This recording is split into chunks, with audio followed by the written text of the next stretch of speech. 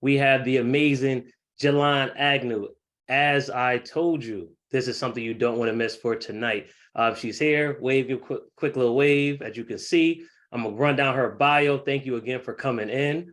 It's a pleasure. Wait till you see what she has to offer. So Jelan is a LCSW, is award-winning mindfulness and mental health speaker.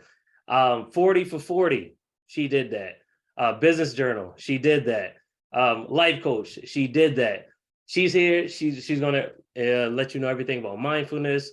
Her presentation is awesome. I'm gonna let her go. Thank you for joining us to talk to the people. You may begin.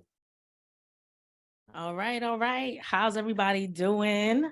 I'm glad to be here tonight on this Sunday evening. The sun is still up, kind of, sort of. So I guess I'll just introduce myself. And I really like these things to be more interactive. So after I do my little spiel, I really want to hear from the people that are here tonight. So my name is Jelan Agnew. I'm a licensed clinical social worker. I have been in the field, in the mental health field for 15, 16 years. I have a business. The name of my business is Nalej of Self. That's my name spelled backwards, Nalej of Self. I started off as a private practice so that I was doing individual, family, and group therapy.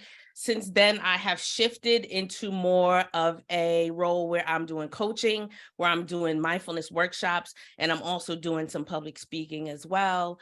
I did a TED Talk in LA about a year and some change ago about generational trauma in the Black community. So the things that I talk about are mental health, generational trauma, and mindfulness. I'll tell you why mindfulness as I get further in my presentation tonight. So I'm excited to be here. If you see me looking down, it's because I'm old school and I got a pad and a pen because I like to write things down. So I guess I'll start with why mindfulness. So like I said, I have been in the mental health field for 10 plus years doing this work. I actually started off my practice in 2017 where I was doing individual, family, and group therapy. And from there, things were really growing. In 2019, it was taking off. And then there's, that small thing that happened, that whole 2020 thing where everybody's world flipped upside down. So my world also flipped upside down. So what happened was I had just rented out an office space in the Arbor Arts building in Hartford, and I was just getting started. It was my original intention to do a wellness center full of other healers and open my own center. When the pandemic hit, I had to completely pivot to online services, which I had never done before. So that was a very interesting pivot. And then I started to get the calls, right? Everybody during that time was looking for their own mental health treatment. So I was getting a lot of calls to the point where I had to take myself off of Psychology Today. I had to kind of start closing the doors because I got overwhelmed with the amount of people that were seeking help. And I understood why, but at the same time, it was a lot. So I was seeing like 8 people a day, 5-6 days a week. I was going. One of the things I learned as a Black woman is to go. I can, 2 or 3 jobs, it's always moving. So during the pandemic, I had my private practice. I was seeing 8 people a day. I was also in real estate school. I was also a professor at Eastern Connecticut State University. I'm also a landlord and a homeowner. So I was trying to juggle all of those things at one time. And what had happened was I had my own mental health crisis, right? I don't know if y'all know anything about the strong friend or the strong one, but that was me. Even my friends and family, they always say, like, when you say you good, I don't never know if it's true because you always seem good. Well, I seemed good until I didn't. I had a mental health breakdown where I ended up actually in the ICU. My body was shutting down for a range of reasons. And I really had to take a look at what was going on with myself. I suffer from depression and anxiety. I'm a therapist with a therapist. And it was very, very easy during that time for me to slip into depression and also slip more into addiction. So I really, really struggled with alcohol. So January 2021, I'm in the ICU. The nurse is looking at me like, you're too young to be here. I don't know what you got going on, but we need you to not have that going on so you can get back to what it is you need to do. And that's the time when I decided it was time to pivot in my business of if I can shift from a one-to-one model, because I still have the same passion and purpose, right? But if I can switch from a one-to-one model to a one-to-many model, then maybe I have more room in my own life for my own mental health. So I went from taking on people to see individually and more so thinking about how can I do this in a group setting? How can I maximize the same impact with 100 people in a room? What would that look like? So then I could have some of my time back too. I'll talk a little bit about time and how important that is. So how can I take my time back? So I started to roll my business into doing workshops and speaking, and that has been really fun for me. And it's been really interesting on the business side of things. So why mindfulness? I started my mindfulness journey in 2018. I have advanced training in something called dialectical behavioral therapy. It's a behavioral therapy model. And one of the modules of that model is mindfulness. And I started to teach mindfulness. And one of my coworkers said to me, you have to have your own mindfulness practice to teach mindfulness, right? And at that point, it really took me for a loop because mindfulness is a practice of embodiment, right? So if you're not practicing it, you're not teaching it to the fullest of its capacity. So my journey started in 2018 or 2017. But when I came out the ICU, I decided that my mental health was going to take priority no matter what. So at that time, I really got into my mindfulness practice. One of the things I did was a 7-day silent retreat. Now, first of all, I'm a therapist and I talk all day, okay? I get paid, I literally get paid to talk, okay? But I went to a 7-day silent meditation retreat where we meditated from sun up to sundown. And that's when I got really, really strong in my meditation practice. I can honestly say that meditation and mindfulness changed my life. It saved my life. And that's why I wanted to bring it on of something that I can teach to other people about what it means. I think that mindfulness is very buzzworthy and we hear people talking about it. Mindfulness literally means to do one thing at a time and to focus only on that one thing. We are a society of multitaskers. We learn to multitask from very, very early. Even in our schooling, we're learning to multitask. We're learning to take on as much as we can. We're learning to always be productive. This system is built on and based off of productivity. So when we get into school, we start multitasking. We start learning that however much we can produce, that's where our worth comes from, right? So in school, we're trying to work towards grades and we get this in our mind of I gotta do. And if you are also of color, you're getting that same message from your family of work hard, gotta do. I come from a line of women where, 1 or 2 or 3 jobs. That's how it goes. So between both of those mindsets, we get really caught up in productivity. So as kids, we learn the productivity equals our value. And that's a big thing. I'll get into that a little bit later. We learn that we are only as valuable as much as we can produce. And I don't know if you know the history of America, and you can have some ideas about where that might come from, but we have this idea around our inherent value as it is connected to productivity. So I realized that in my trying to build, I wanted to build like 4 empires. And I'm the kind of person where I just do stuff for fun. Like I do stuff to see if I can do it and be like, check, I did it. So here I am in my mind, I'm trying to build out a wellness center. I'm also in real estate school. I'm going to build out this real estate thing. And I'm also teaching and I'm doing all of these things. And I'm not realizing that what's happening inside of me is that I am trying to produce to seem worthy, to prove my worthiness. So it was after I had my rock bottom in 2021 that I started to separate my ability to produce from what I'm worth. And that for me has really helped me on my journey of what else outside of how much I can produce is important to me.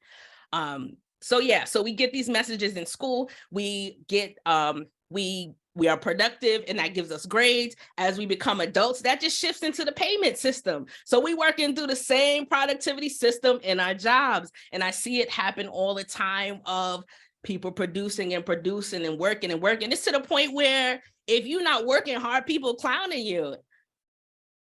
And I get it. I understand where that comes from. At the same time, comma, I'm looking around. It's not the people that's working hard that's making the big money. It's not the people who are hustle that's making the big money. It's really people who understand money systems differently, that are putting things in place to utilize the money in a different way. So in that, hard work is no longer one of my values. I'll get into values too. It's no longer one of my values. I'll work hard short term, but long term, that's literally one of the things that kill our body. And that's literally the messaging that we're getting. So we're getting it in school. It shifts over into our adult lives. We working. And I'm not even going to ask the people in the room, but I guarantee you there's 2 or 3 people, if not most, with 1, 2, 3, 4, or 5 hustles, right? And I'm not saying there's anything wrong with that. I'm saying over time, that's not sustainable. And that is one of the reasons why we are so ill. That is one of the reasons why our health is off. That is one of the reasons why our mental health is off, because we are so busy producing at the expense of ourselves. What does that sound like?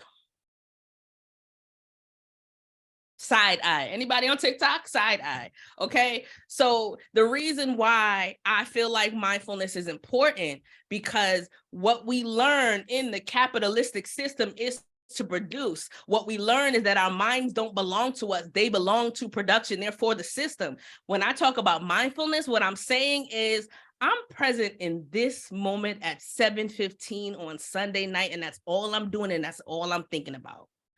Whatever I got going on for work tomorrow, whatever I got going on for somebody else is not my business right now, because I am taking this time back for myself, and I'm going to focus on one thing at a time. And when I really started to get into mindfulness, I realized that in a system where your productivity is equal to your worth, then what you saying, I'm not going to produce for this 10 minutes because it's mine, that's an act of revolution. Hello, somebody on this Sunday night tonight, okay?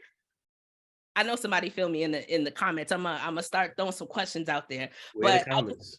I want folks to understand why mindfulness is important to me and why this is something that I'm moving forward with. So in my own journey, I realized how important mindfulness is. And one of the things I see in our society is everybody is burnt the F out right now. Everybody is burnt out right now because of this productivity mindset. So I want mindfulness. I want to teach mindfulness skills. I want to have these conversations about separating that worth from that productivity so that we can be mindful and reclaim our nervous system and reclaim our time and reclaim the insides of our mind. Somebody right now is here physically, but mentally you're already thinking about what's happening tomorrow. That's the system. You know what I'm saying? And I like to take it a little further sometime, because we get so attached to what we can produce. But let me tell you, if you were to die tomorrow, your chair would be replaced the next business day. I know we all feel like what we're doing is so important, but when we do it at the expense of ourselves, we have to really take a look at what we're doing and why we're so tired all the time. So mindfulness is important to me because mindfulness can be an act of revolution in a world that requires you to produce to be important, to a world that requires you to produce to be meaningful to yourself. So that's why mindfulness. Some things we can do to be mindful is I'll get into it, but I want to know if there's any questions or comments, or is anybody having a moment right now where you like, yo, it seems simple, but like it's a different concept. Anybody want to chime in? I can read the comments for you. I can chime in too as well. If I can. Yeah. Go for it. Oh, what's up, y'all? How you doing? This is Trey. I ain't gonna get off. I'm not gonna go on camera or nothing like that. But Okay. man, I promise on my soul, I literally just walked out of like a 2-hour conversation because, you know, I moved to LA, so I'm from Connecticut. Q knows me. Shout out to everyone. But I live in LA now, and I'm just out here trying to figure out my purpose. You know, and like you said though, especially when you move to a space like LA, you have to be in so much different things to kind of find your way. And I'm not saying I'm exhausted or overwhelmed, but I had like a epiphany moment last night, and I'm like, yo, why did I move out here? What's my purpose? What's my calling? Like, I know I'm good at all these different things, and if I can apply it, I will, but what's that one thing that I can center around where I'm like, yo, this is me. I'm giving you my all. This is what I'm doing. And I'm not spreading myself through so thin. You know what I mean? So that's kind of my purpose. Yeah, thank you for sharing that, especially when you get into other spaces where it's almost this expectation to perform. And so for some of us, when you have a lot of different talents, some of it is about which one do I want to use and what does that look like for me? And that's sometimes it takes you got to take a little bit of room, a little step back to even be able to see that that's important. But yes, thank you for that feedback. Anything else from the comments?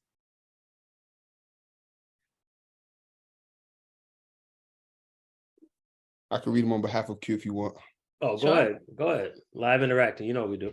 Yeah. I mean, it was really me or Rashia talking. I'm sorry. I hope I said your name right. I'm so sorry. But we were just saying, like, you speaking to our soul right now. She put her emoji hands up.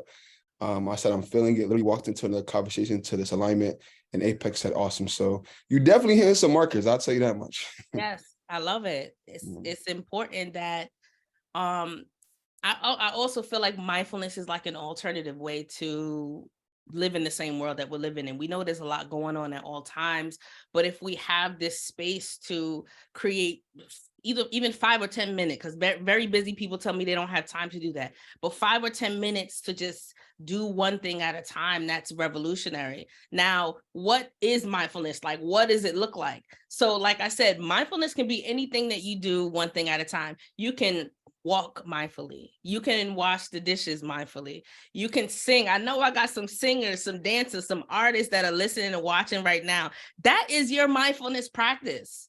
When you're doing something mindfully, you get caught up in it. It's the only thing you're thinking about. You already have a mindfulness practice. A lot of people already have mindfulness practices, things that they do that they only focus on that. And that's where the moments of joy come from. You know, I talk to a lot of people and they say, well, I had this event and I was looking forward to it, but I don't even remember the event. It's because you weren't present for the event. You weren't there. There's so many things we look forward to and we're not present and we miss out on it. People say time is moving fast. The time is not moving faster. You're preoccupied. Time is not moving faster. You're thinking about the next thing. And when you think about it, the past already happened and the future hasn't happened yet. So if you're not focused on this present moment right now, you're not even focusing on reality. You're somewhere stuck in your mind. That also is a concept where I had to be like, because I you know, like I said, I suffer from anxiety and depression. So the inside of my mind at any time it's a movie theater in there. Right now, there's a band playing, there's a movie theater. I got a couple accents and songs in there. I got a dance sequence in there. So for me, mindfulness was one of those things I had to do in order to get all of that together. So when there's a lot going on in your mind, when there's a lot going on, being present is something that you will have to practice. And that's why it's a mindfulness practice, because it's not something you do once. It's something that you start to put into your day. It's something where you walk outside and say, I'm gonna just take 5 minutes and look at what's going on around me. It's something where you say, I really like this song. I'm gonna sit and listen to it. Cause I know somebody who's watching this right now had the music on in the car and they skipped the whole song because they was inside their head, completely missed it.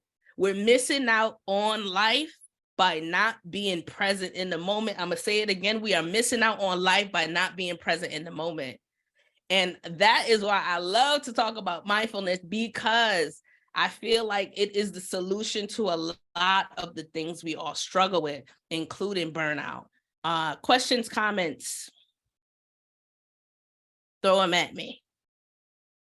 I mean, it's more of a open question, but again, just based off the thought I had, I've been looking for like a therapist and like I don't know if it's a life mentor I'm looking for or something, but I just feel like I got too much going on and I need, especially at my age now, again, moving out here, trying to figure out what my focus is. I don't know what directions, and me talking to myself all day, I'm going to tell myself I could do it all versus me listening to someone who actually probably did the same thing I did. And it's like, I can't go one by one. I can't do that for some reason. So what's your suggestions on that? And do you have any type of like outlets that you can use as resources to connect someone like myself too? Yeah. One thing about therapists, psychology today, you go in, you put your location in, you put your insurance in, And it's almost like a Facebook for therapists. You go in and you can read bios, you can see pictures, you can see if the person is aligned with your value system. That is a very helpful resource to me. Also, if you have any mindfulness or meditation center close by where you are, I know you said you're in LA, but there's one here in Connecticut called Copper Beach in West Hartford. They do online stuff. So if you could connect with a meditation or mindfulness center, that can really help you to deal with the mindfulness stuff we're talking about. One thing people do say to me is, how do I find a therapist? So Psychology Today, Therapy for Black Girls, that's another site you can use. So if you are seeking therapy, I would definitely suggest those. Keep rolling, we good. Okay. You go. So yeah, so what I do now, let me tell you more about what I do now. So what I do now is I do mindfulness workshops for organizations and corporations. And the reason why I targeted organizations and corporations is because there's a lot of people that's ready to walk about their job right now. There's a lot of turnover. There's a lot of stuff going on. And I found that in my previous business model of trying to get people to come to me, I felt like that was overwhelming. But if I can bring my mindfulness to groups of people and organizations that already exist, then it's very helpful. So some orgs I have done workshops for in the last year: UConn, Yale, Department of Mental Health Services. I have one for Department of Mental Health Services in Mass next week. So it really is me doing workshops talking about mindfulness for employees, but also for management. And when I do my presentations, I generally teach 5 mindfulness skills. And I also have these kinds of conversations with employees of what's really going on. And the biggest thing I tell people about burnout when I'm doing stuff for corporations is you're burnt out because you take your job too seriously. And I know I'm not allowed to say that, but what do you have going on outside of work? That's part of the problem. What else do you have going on in your life? When's the last time you engaged in a hobby? When is the last time you had some joy? And these are conversations I have with, these groups of people. And I see a lot of light bulb moments go off of like, I don't even remember the last time I engaged in something that I had that was joyful. Or I used to love to do such and such when I was a kid, but I haven't really engaged in that. So I talk to people about ways that they can work on the burnout, because a lot of us have our sense of self so tied up into our position that we forget about the us outside of that. And that's why we feel tired all the time. Another thing I say is that burnout is what happens when you build a life on faulty or outdated value systems. A lot of us have not done the work to reevaluate the values that we got when we were like 8 years old. So we build a life on values that we learned and understood from an 8-year-old mind. And now we're looking at our lives like, I followed the steps, I followed the rules. Why am I not feeling it? Because your current values are not in alignment with some of the stuff that you're doing right now. So part of the process I take people through is to reevaluate their values. So that's another thing that I talk about when I go speak to organizations, when I do my mindfulness workshops. One of my most exciting mindfulness workshops coming up is actually at the National Association of Black Social Workers conference in Chicago. That's next month. And I'm doing a mindfulness workshop for other therapists and practitioners around how being in chronic survival mode, how being in chronic trauma mode impacts our ability to be present in the moment. And it also impacts our own mental and physical health. I don't think we realize how much what we do, how much we worry. I don't think we realize how much that has an impact on our own health. And I realized that firsthand because of what happened to me. I ended up in the ICU. And I see a lot of people either tell me that that's where they feel like they're headed or that's where they've been before, is because emotions are energy in motion, right? So if you don't have a proper outlet for all of the emotions in your body, they become illness. And that could be a mental illness or physical illness. So it's really important. I don't think we have a choice in mental health. I don't think it's not catchy. It's not something that we have the option to do. It's not like a weekend practice. It's something we really need to prioritize because, you know, when we look at specifically Black folks, you know, when we look at our health, our mental health is so tied into what we do and how many hours we work and how productive we feel like we got to be, and all of those messages that we got. Anybody remember you resting at home, you laying down at home, what your parent come in and say? Oh, you got time to rest? Oh, you got time to be bored? Let me give you something to do, right? So when you receive that messaging as an adult, you feel guilty about rest. We don't know how to rest because one, we weren't taught, and two, we feel guilt about rest. A lot of people, especially Black folk, we only rest when we're so sick that we don't have any other option. Can we please, like, if y'all don't do nothing else for me this year, can we please make it so that we don't have to use a trip to the hospital or a serious health condition? Can we not let that be the thing that helps us focus on our mental health and being present in the moment? Can we just make the choice? Can we make the choice to be present now? Because those have lasting impacts on us. And I get passionate about it because I love my people and I love people in general. And it just, I see it. I see the productivity. I see it. And I see what it does to our health. I see what it does to our mental health. And this concept that we work from the time, because school is work. Let's be honest and let's be clear. That's 8 hours of productivity indoctrination, okay? So we start from the time we're 5 and we go to the time we're 65. We spend our entire lives 8 hours a day, 5 days a week, producing for this system, producing for the system. And if we make it to 65, 1, 2, if we make it with any energy or health left, then we get to experience our lives. I'm not a genius, but that don't even sound right. But that don't sound right at all. So if I can be the seed, if I can be the little thing that tips you over, if my words can be the words that have you be like, I'm actually going to take my lunch break tomorrow, then I'll be that, because I feel like our health and our mental health is priority. And we never learned that. That's not a lesson that we learned growing up. It's actually something we don't talk about, mental health. So if I can be the seed that just plants to be like, yo, you have to take time for yourself. You have to take time to be present in the moment. From what I understand with social media, they got our attention spans down to 30 seconds. And that is very, very intentional. And I ain't gonna lie, I'll be on the TikTok because in my head, I want to be famous on TikTok.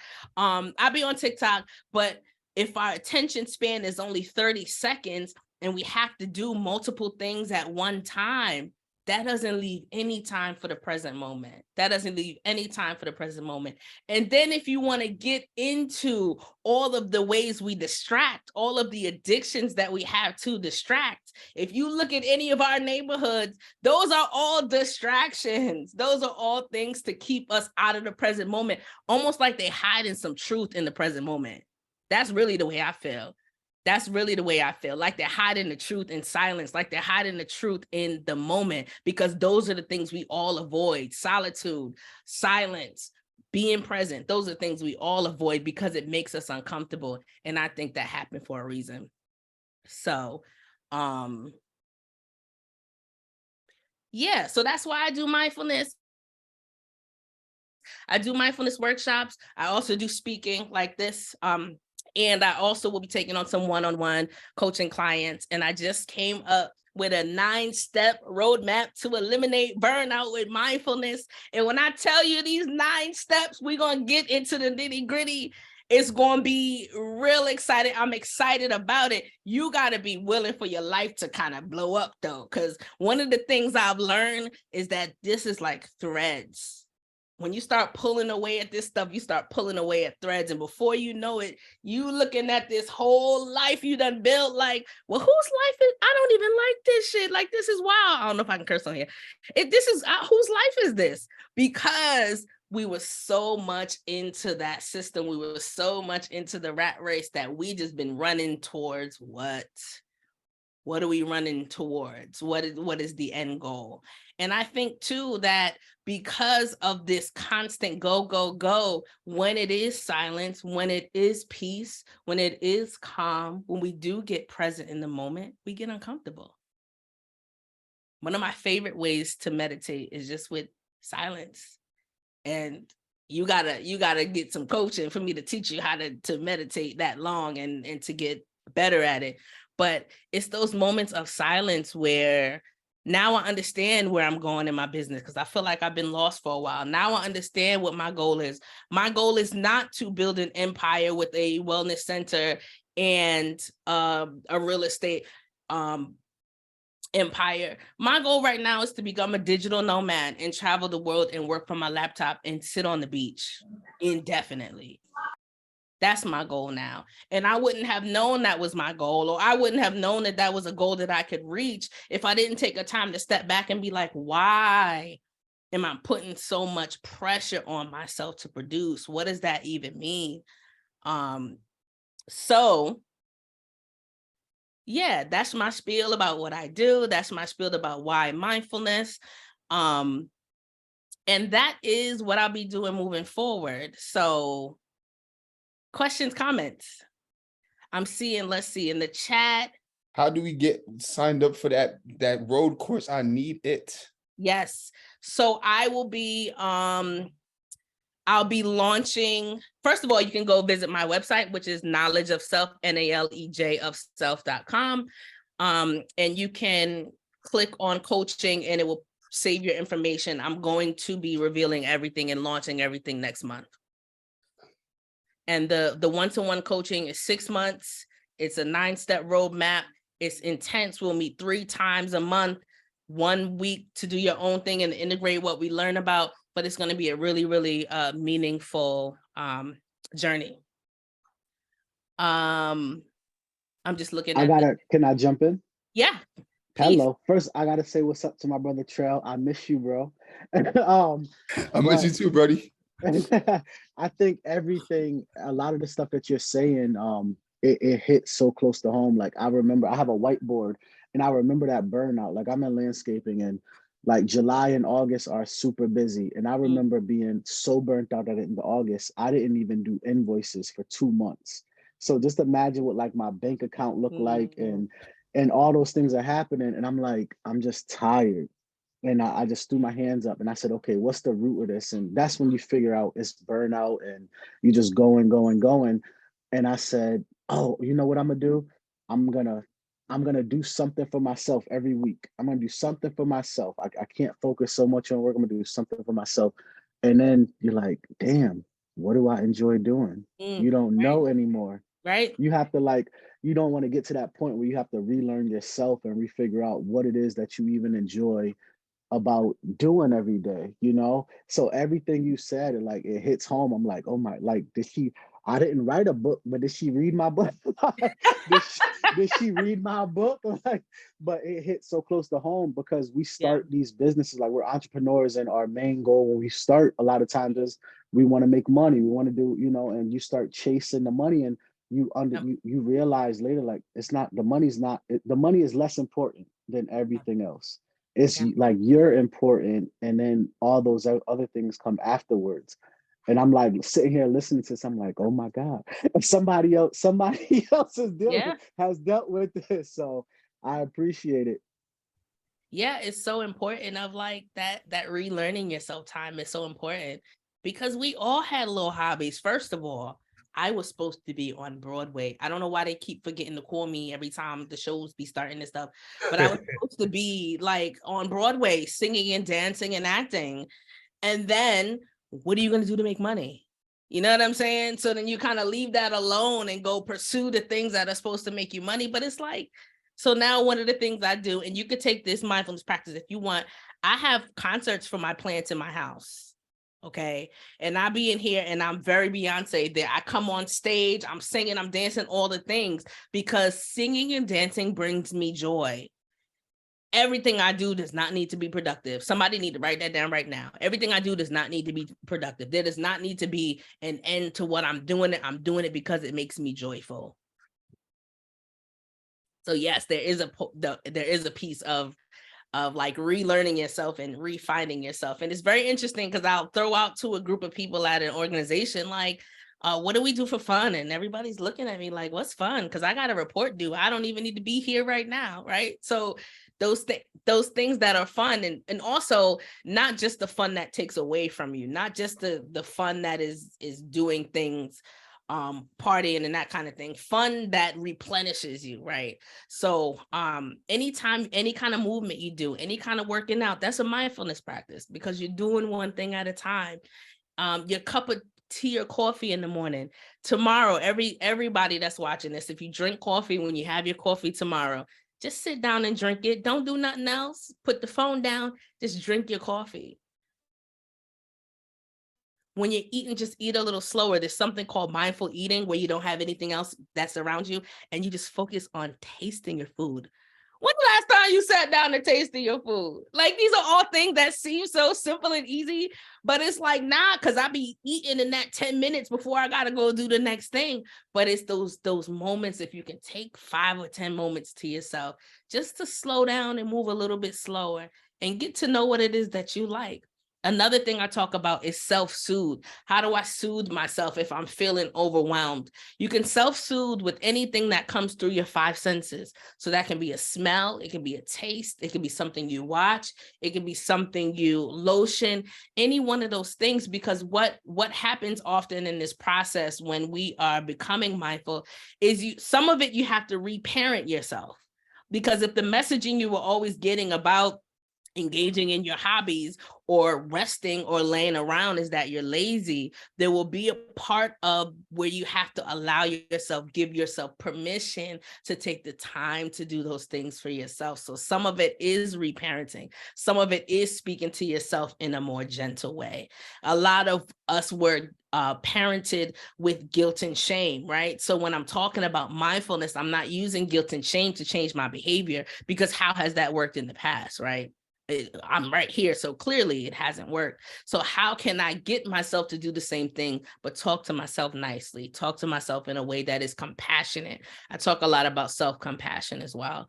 So I could talk about this forever. Like, I can go on and on and on. This is my big passion. This is what I love. But it is something else. One other thing I do want to talk about too is when you pivot in your business, and what it feels like to be uncomfortable in that, and how I've been using mindfulness in my discomfort, right? So I said I started off as a private practice, and I'm shifting from my customer being individuals to organizations or corporations, right? So what does that look like? What kind of marketing do I have to do? What kind of messaging do I have to do? How does my language have to change? All of that took introspection on my part, because I had to completely shift what it is that I was doing. And I feel like a lot of times in our business, we want to shift or pivot, and we don't really know what comes next. And that stops us from doing something new. But it really is in this mindfulness practice of, I work Monday through Wednesdays. I do workshops on Thursdays. When I'm not working, I'm not working. Don't talk to me about work. Don't call me about it. Don't email me about it. My boundaries are really strong. That's another thing I talk about with burnout. My boundaries are really strong. I understand what it is that I'm going to say, because my time is my time, right? And I think, especially if as entrepreneurs, we're working all the time. When I first started, I was working 24/7 at night, on the weekends, all of that. Setting some boundaries about understanding what's my time and what's work time. That has been very, very helpful in my pivot. So just anybody, and I feel like there's somebody today that's thinking about a pivot or that's thinking about doing something different. Here's your permission to give yourself to be able to think about other things. But if you're going to pivot, if you're going to make your business any bigger, if you're going to build anything in 2023, my invitation to you and my challenge to you is that you do it mindfully, is that you take some time to sit down and reevaluate your values that you ain't updated since you was 10 years old. and really sit down and understand what it is you like to do. I'm good at a lot of shit. I don't like to do it, so it's no longer a part of my business. There was other things that I was doing. There was one workshop I did. I think I got a 5 out of 5 in the evaluations. I did not enjoy it. Guess what? I ain't doing again. Right. So I challenge you that if you're building out or building up anything in 2023, to take a step back and allow yourself to be mindful. Take 5 to 10 minutes a day just for you time, just to be present in the moment, because we see how fast time is going. It's already 2023. It's already March, right? Take the time to be mindful, because we're missing out on life when we're not mindful, and we're living in our imaginations when we're not living in the present moment. So that's my challenge for y'all today. And I think I'm a be done talking now. I don't know. I have a question actually. Yeah.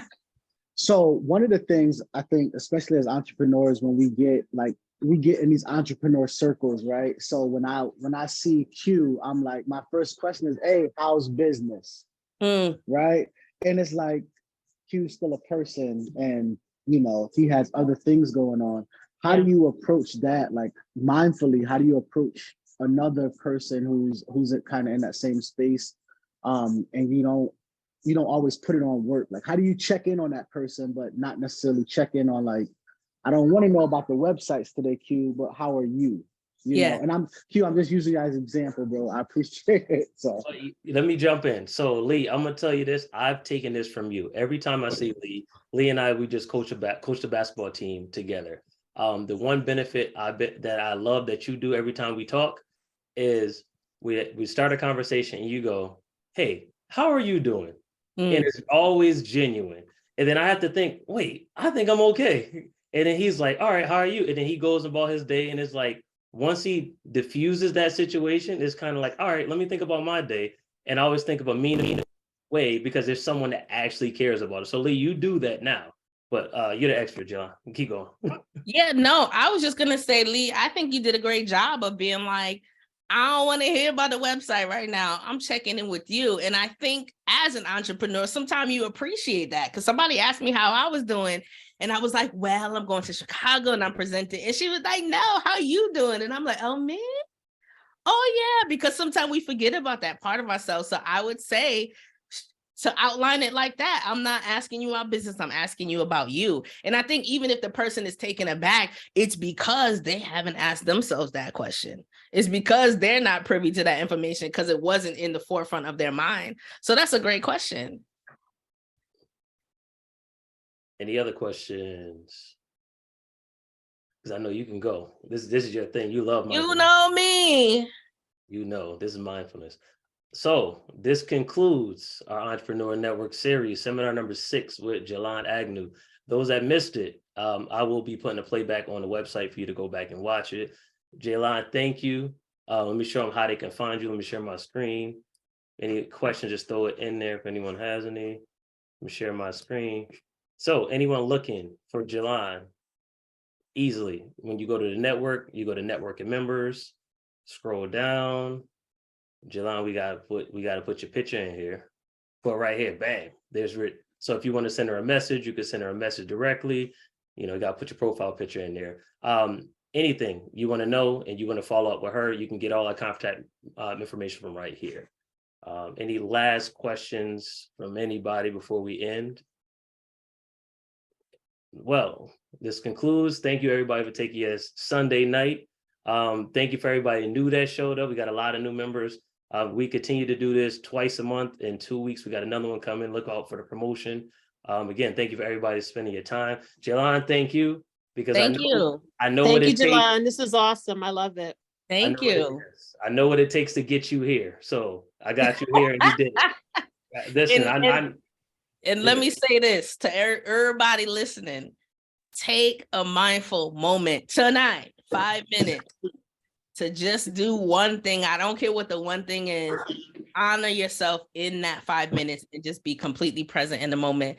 And check me out, because this is what I do and this is what I love.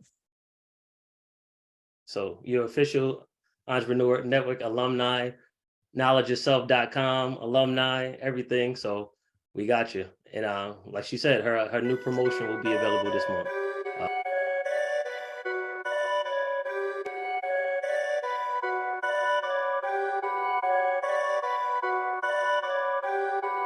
Perfect.